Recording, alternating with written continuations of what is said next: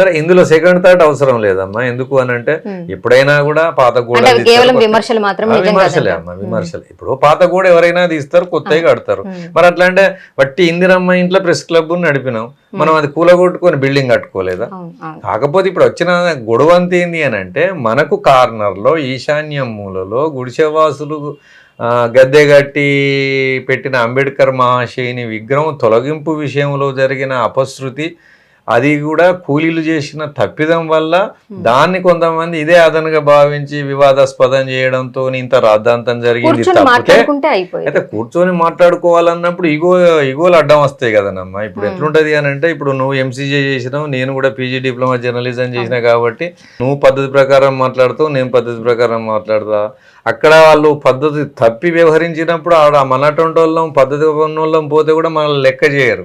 ఇక ఆడికి పోయి మనం ఆబాస్పాలు ఎందుకు కావాలనే ఉద్దేశంతో మనం కారణాలు చెప్పడం కూడా జరిగింది ఈ విషయం. అంటే వెళ్ళి చెప్పడం అంటే నాకు ఎవరు బాధ్యత అప్పచెప్పలేదు, కానీ నేను అందరి వాడిగా ఉంటా.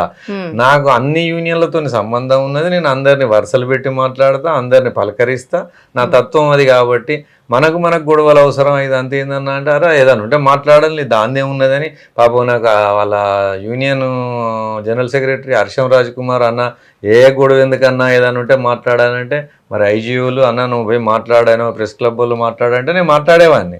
వీళ్ళు సరిలేదు తప్పు లేదు, ఇక వాళ్ళు కూడా నాకేం బాధ్యత అప్పచెప్పినప్పుడు, ఇంక పెద్ద మంచితనం అప్పచెప్పినప్పుడు మనం పెద్ద మంచితనం ఏం చేస్తాం, దాంతో మనం కూడా పట్టించుకోలేదు. కాకపోతే నేను ఐజేఈలో ఉన్నా, నేను ఐజేఈలో కూడా రకరకాల పోస్టులు చేసినా కాబట్టి సరే ఆ యూనియన్తో ఉన్న అటాచ్మెంట్కు నేను కూడా పోలీస్ స్టేషన్ వాళ్ళతో రమ్మన్నారు కాబట్టి పోవాల్సి వచ్చింది. కానీ నా వ్యక్తిత్వం ఏంటంటే ఇదంతా అనవసరం, ఏదన్నా ఉంటే కూర్చొని మాట్లాడుకుంటే అయిపోయి, అందరం కూడా క్వాలిఫైడ్ వాళ్ళమే కదా.